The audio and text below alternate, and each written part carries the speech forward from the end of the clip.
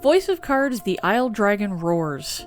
A long name, and one that I wouldn't entirely bother with saying completely if the game didn't have a sequel titled Voice of Cards The Forsaken Maiden. Those are the full titles. They're really going for length here. The first game, which I'm just going to call The Isle Dragon Roars because it's easier, was released in late 2021, which makes it, as of the time of this video, a fairly newish game. But being new doesn't exempt it from getting a story recap because the story in this game is pretty interesting and I want to share it with you all.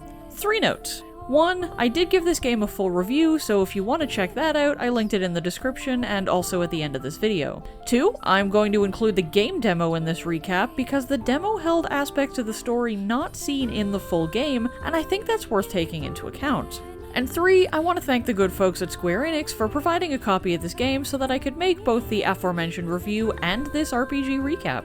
With that being said, let's dive right into the story of Voice of Cards The Isle Dragon Roars. The story begins in Castle Advent, with Queen Nilla having summoned 3 members of the Ivory Order, Winifred, Hedwyn, and Berwyn, to her side to fulfill a request. The Queen claims that the royal treasure, a small bottle of some unidentified liquid, has been stolen, and entreats the Ivory Order to recover it for her. She can't offer much info to help them, but states that witnesses to the crime may be found in the neighboring town of Nexton. The trio travel to Nexton, where everyone seems happy to greet the members of the Ivory Order, as they're unparalleled warriors and make the world's best medicines. The Order's main purpose is to make and distribute medicine even, and medicines are not to be trifled with, apparently, since a young man tells the trio of a rumor about monsters sneaking around the outskirts of the town stealing medicine. And only medicine. Medicine is serious business. The rumors convince the trio that the monstrous medicine thief in the rumor must be the same thief that stole the royal treasure, and they head west to uncover the truth. They come to the western shore, where over the water lies a cave filled with monsters. Makes sense that the thief fled there if that's where all the monsters live, but I mean, it's not like the Ivory Order haven't been fighting monsters on the entire journey to the shore, so... Anyway, a fisherman offers them the use of his boat so long as they remove the curse he insists lies upon it. Finding themselves without the necessary dispeller to remove said curse, the trio heads back to Nexton to buy some at the apothecary. As they arrive, a young man bumps into them as he rushes out the door, angering Winifred and making her swear she'll teach him manners if they ever meet again. Which definitely isn't foreshadowing, nuh-uh. They buy a bottle of dispeller, rush back to the fisherman, and free the boat from the apparent curse. The boat now being perfectly fine for use, the Ivory Order trio use it to cross the water to the Cave of Monsters. Deep in the cave, they find a chest being guarded by monsters, whom they handily defeat. Inside the chest lies a fancy bottle filled with medicine, the royal treasure that they were sent to recover. They return to Queen Nilla and hand over the recovered treasure. The Queen is elated and offers to grant them a reward of whatever they desire, but before anyone in the trio can reply, a great and terrible roar shakes the walls of the castle. A guard rushes into the throne room and declares that the roar came from a dragon who just flew overhead. A dragon. So the great evil has returned. The dragon is a terror that was defeated once before, whereupon it fled and troubled people no more. The only option is to defeat it again. Queen Nilla puts out the call for anyone, be they adventurer, bounty hunter, whatever, to take up arms and slay the great dragon that has returned to ravage the land anew. Naturally, she offers a great reward for whoever manages to succeed. The Ivory Order trio insists that they will be the ones to succeed, since they're strong and well supplied and did recently manage to get the royal treasure back after all. For which the Queen is very grateful, by the way, since she gets such an upset stomach without that medicine. Good to know that the royal treasure is basically fantasy Pepto-Bismol.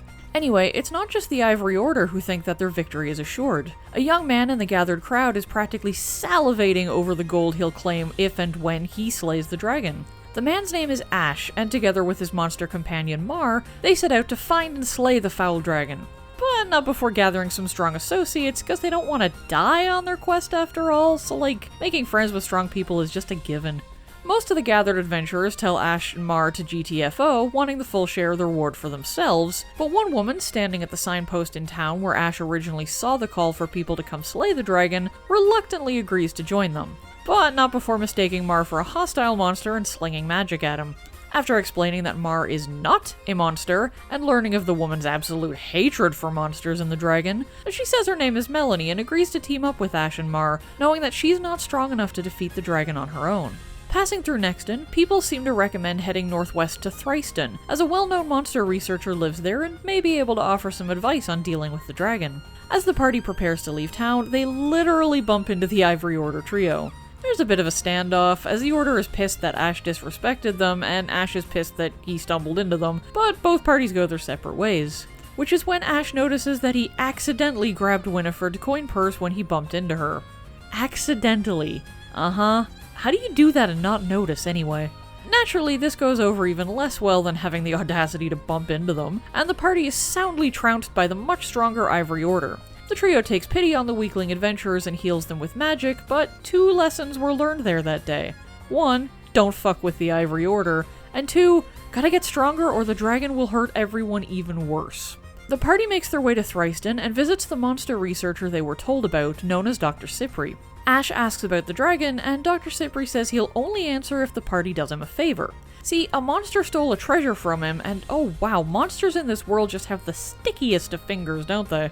Cypri says the monster is hiding in the western cave, so it's off to the cave. The group explores the western cave and finds a treasure chest near the end, which, just like last time, is guarded by a monster. A monster that is summarily defeated, leaving the treasure chest free for the looting. But wait, because while Ash and friends were busy fighting the monster, the Ivory Order arrived and started rooting through the chest, taking advantage of the fact that someone else was doing all the hard work. They loot the chest of all its valuables, leaving behind only a ragged doll, which Melanie decides to take with her.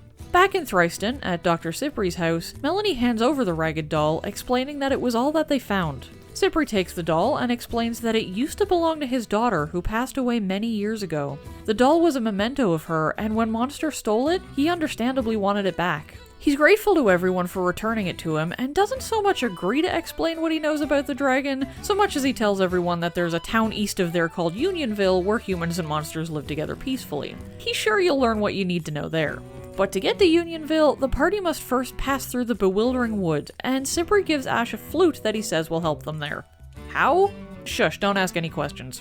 Ash, Mar, and Melanie make their way to the Bewildering Wood, which is full of fog and mist and switching pathways and the occasional singing harpy, definitely living up to its name of bewildering. The only clues to traversal are written on stone stelae that the party encounters, which lead them east to a stone monument that directs them to play in tune with the forest. Oh, that's why the flute is necessary.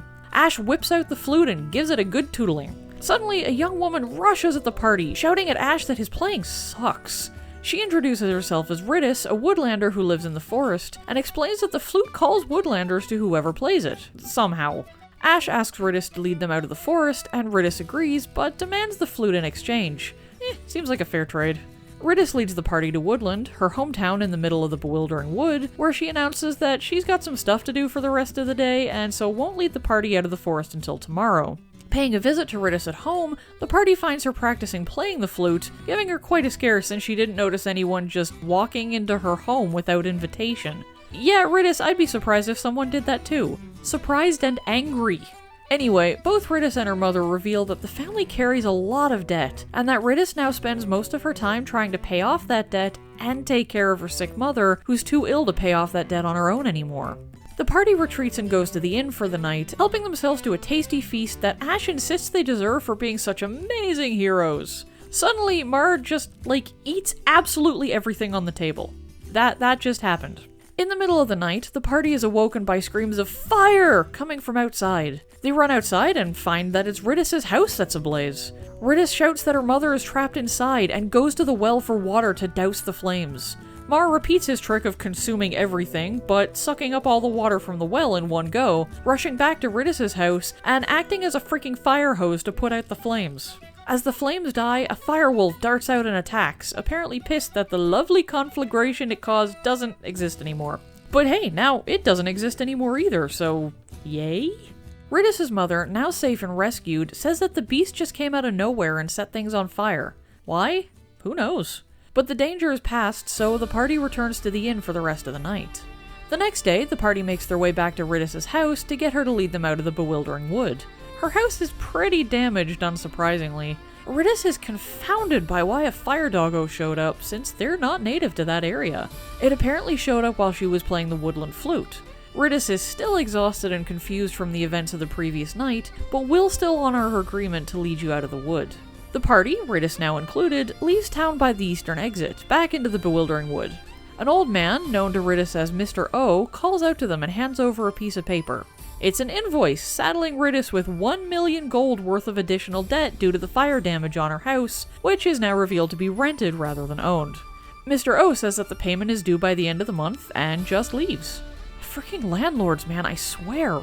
Riddis seems remarkably unbothered by the newfound debt and just starts playing the woodland flute. This makes monsters appear from the woods and attack the party.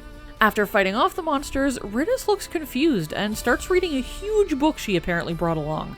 She swears the party to secrecy before explaining that the tune she played is one she got from a page in the book, which says that it's a lucky tune that will make your money problems go away. That's what she was playing the night before when the flaming wolf thing showed up. Ash examines the page that Riddis talks about and finds that there's a scrawled note that says, May summon monsters if played incorrectly. Maybe write that a bit bigger on the freaking page next time, you unknown jerk of a musician. Ash takes the flute away from Riddis for safety's sake, though Riddis is clearly unhappy about that, as she still believes that playing the tune will lead her to riches. I mean, in a way, she's not wrong though. Play that tune, mess it up, monsters show up. Beat the monsters, get a financial reward, because monsters always drop money in fantasy settings. It's like a rule or something. So in a weird way, Riddis is right. Even if she never plays the tune properly, she could get rich so long as she beats up the waves of monsters that are drawn to the bad music. Have I thought about this too much? Probably.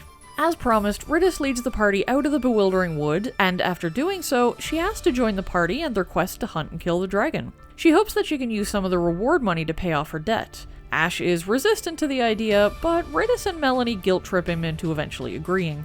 Onward to Unionville! As soon as the party enters the town, they see a monster. Shit! Oh, wait, the monster is actually somebody's pet, named Mr. Floppy. I love it. In fact, there are a number of monsters walking around town, creatures that would be killed if they were out in the wild, but are living quite peacefully alongside the humans in Unionville. See, who says we can't all get along? And Mar isn't getting any weird looks from people either. The party asks around town about the dragon, and among other things, they find a couple of rumors about monster citizens who just vanished. Went back home, according to a young orc, and hey, the village headman says that other monsters can go back home when they grow up, which kinda sounds like they're prisoners here so long as they're small and easily controllable or something. Shh, nobody look too deeply into this. Most people talk about the headman in some way, so the party decides they ought to talk to him to get the best information. At the headman's house, the party meets Lappy, a cute little fluffy monster child who talks all fancy-like, and apparently has no friends because he looks like an old man. Apparently. Melanie, ever the hater of monsters, is repulsed, but gets bullied by Ash into saying that she'll be Lappy's friend. Lappy's happy, if nothing else, and Melanie, well, Melanie's heart might just be softening a little to those who aren't human. I guess it's easy to like something when they're as adorable as Lappy. Anyway, the headman. Ash explains that he wants to defeat the dragon, and the headman replies by inviting the party to rest there for a while, offering to make them all a feast. I mean, that's not an answer to the dragon problem, but, thanks? Mar, being Mar, is very excited about all the food options. Before anyone can eat, though, a girl runs in and cries that her beloved Mr. Floppy has gone missing. Oh no, not another monster disappearance! Ash offers the party services in finding Mr. Floppy, figuring that they won't be able to enjoy the tasty meal until everything is settled. The girl claims she's looked everywhere in the village but can't find him, and asks that when the party does find him, please give him a wipe down with this stained handkerchief. Okay.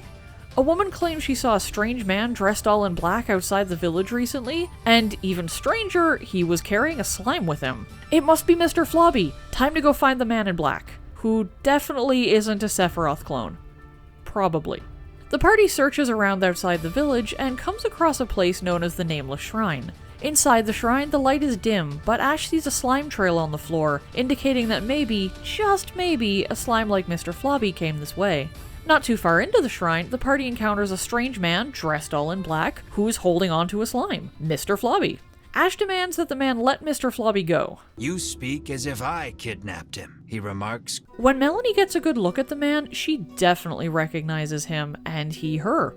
Melanie explains that they grew up in the same village. The man begins to say something about the dragon and forbidden magic, but Melanie interrupts to explain that the man is named Vince, and he is obsessed with the dragon for some reason. Vince counters that he's actually looking for the dragon to protect it, thank you very much, and goads Melanie into attacking him. Vince is no pushover, but the party has been tasked with bringing Mr. Floppy home safely, so it seems like a battle is unavoidable. As they exchange blows, Vince drops hints about the darker side of Unionville, of the headman, but before he can reveal too much, the Ivory Order Trio show up and stick their nose into things, taking over the fight against Vince. They accuse him of disturbing the peace, and he accuses them of perverting justice. So while Vince and the Ivory Order fight each other, Ash decides this is a great time to just grab Mr. Floppy and hightail it out of there. Mr. Floppy is a slippery little slime though, and darts away as Ash draws near, leading them on in a chase outside the shrine, eventually attacking the group when it becomes clear they're not going to leave him alone. He seems exhausted but enraged, not himself, and the only thing Ash can think of to bring Mr. Floppy back to his senses is to wipe him with the handkerchief that the girl handed over back in Unionville. The girl's scent on the handkerchief helps Mr. Floppy recover his senses, and they all head back to Unionville, where they give back the slimy, sticky handkerchief and request to take Mr. Floppy to the headman to show that they were successful. The girl agrees, but requests that Mr. Floppy come home soon. She's missed him so much. The headman is really pleased to see Mr. Floppy again, and brings out that feast once more. Everyone digs in and enjoys the food, encouraged by the headman to eat all they want. It's not until the meal is over that Ash notices that Mr. Floppy is no longer there. Before he can say anything, the headman brings out dessert, some jelly that looks suspiciously slimy and eerily similar in color to the absent Mr. Floppy. Ash asks the headman if the dessert is, or was, Mr. Floppy. Is that a problem? Oh no. The headman, completely damn oblivious to the fact that everyone is distressed by Mr. Floppy being turned into dessert, just thanks the party for bringing the slime back, for making such tasty treats possible. Oh, hell no. So, the party decides to leave, but the headman stops them and requests that Mar stick around because he's so plump and tender and would make a fine meal. Oh, fuck all the way off. Ash beats the ever-loving hell out of the unrepentant headman for suggesting it, and then comforts Mar, who is understandably distressed by what just happened. Looks like Unionville isn't such a great place for humans and monsters to live together after all. As the party tries to leave, the headman, who apparently hasn't been beaten up enough yet, literally throws himself at the party to try and stop them. Mar gets in the way so as to protect Ash, and is stabbed by the headman's dagger. Everyone rushes Mar to the inn, where, despite the wound seeming fairly minor, Mar cannot be roused from unconsciousness. Lappy, the adorable monster who made friends with Melanie not that long ago, pays a visit when he hears that his friends are in trouble. He examines Mar and declares that Mar has been poisoned. The headman's knife must have been coated with it. Lappy sucks some of the poison from Mar's wounds and deposits it in a bottle, handing it over to the party and advising them to go south to Shoreland, where a famous nutritionist should be able to analyze the poison and help them out. Onward to Shoreland! In town, the dragon's roar can be heard, and Ivory Order disciples are making note of it, but that's not important right now. Right now, a trip to the nutritionist is in order. The nutritionist's name is Oreo, and yes, every joke you're making about delicious cookies right now, I assure you, I made them too. Oreo examines the poison extracted from Mar and starts making an antidote, a nutritional supplement to counter the poison, but he needs a spry fish to finish the formula, and spry fish have been hard to find lately. Oreo says his son went fishing and may have already caught a spry fish, so they may not have that hard of a search after all. At the wharf, the party runs into Bruno, Oreo's son. Ash explains that they need a spry fish, but Bruno says that a huge roaring monster keeps scaring away all the fish, so he hasn't caught any lately.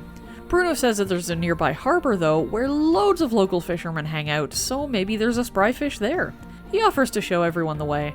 At the harbor, lots of fishermen have stories about dangerous waters and poor hauls, but they do find one fisherman who happens to have caught a spry fish. The fisherman isn't willing to give it up for free and charges an outrageous price for it, though Bruno steps in and offers an alternative. A contest of muscles between Bruno and the fisherman. If Bruno wins, he gets the spry fish. If the fisherman wins, Bruno becomes his servant. 'Tis a fierce battle of beefiness, but Bruno emerges victorious in the end. The fisherman hands over the spry fish, and Bruno is quite the gracious winner. Back at Oreo's home, the nutritionist uses the spry fish to finish making the supplement for Mar.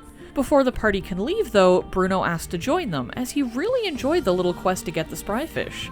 Oreo is against the idea, but eventually concedes on the condition that Bruno studies nutrition with him again once he returns. Gotta continue the family business after all. Back at Unionville, the party rushes to the inn to give the antidote to Mar. It works almost immediately, and Ash is moved to tears by Mar's swift recovery. Medicines truly are awesome things. but I think it's a good time to take a little bit of a break from the story. The Isle Dragon Roars might be a short game, but it is packed with plot, and if I covered it all in a single video, well, that would be a heckin' long video to expect you to all sit through. But if you want to know when the final half of the story gets uploaded, then don't forget to sub to this channel and turn notifications on. Believe me, this is a story you don't want to miss. Until next time, friends, stay safe and happy gaming.